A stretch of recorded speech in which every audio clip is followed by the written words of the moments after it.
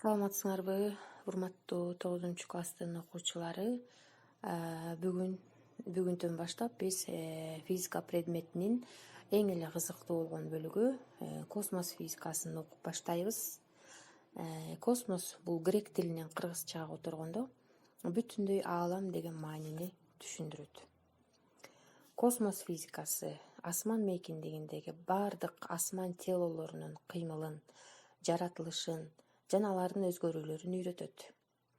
Аалам асман телолорунун ичине камтып, ар кандай татаал системалардан турат.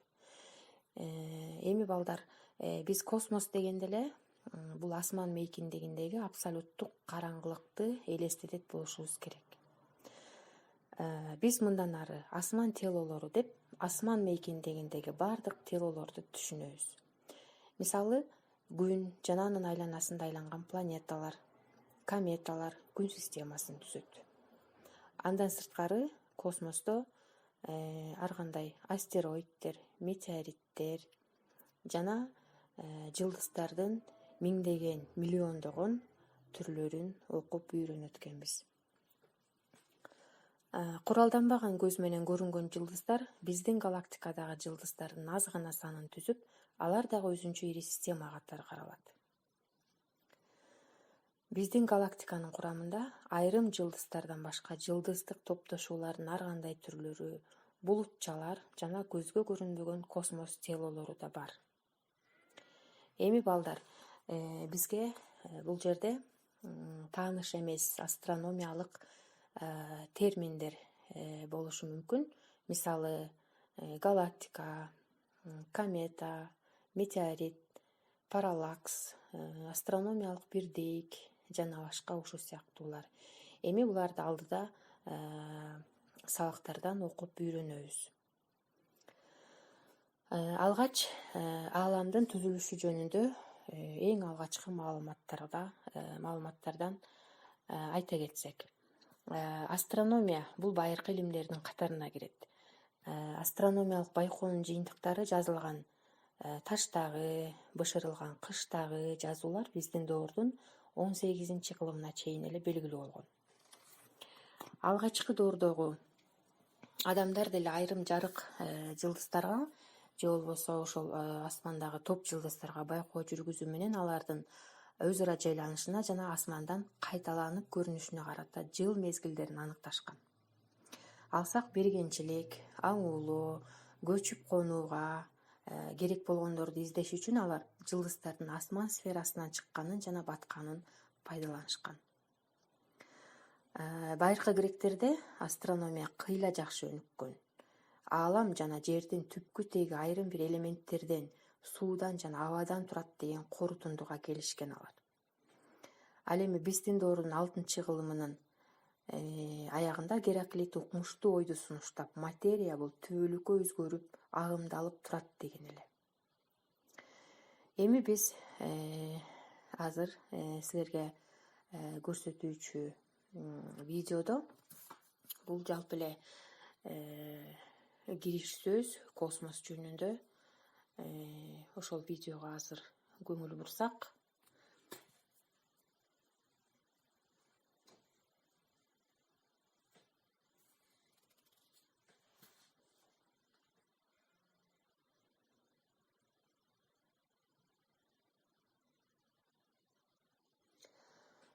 Космос мейкиндигинде биздин галактикадан сырткары көп сандаган галактиктер орун алган.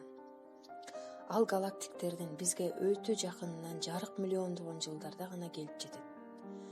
Азыркы учурдагы күчтүү астрономиялык телескоптор аркылуу байкоого мүмкүн болгон галактиктердин чогуусу метагалактика деп аталып, ааламдын бир бөлүгүн гана түзөт. Космос мейкиндигиндеги телолордун физикасын үйрөнүү үчүн өтө кубаттуу телескоптору бар обсерваториялар иштейт. Ошол телескоптор аркылуу байкоо жүргүзүү менен космос физикасынын сырлары ачылууда.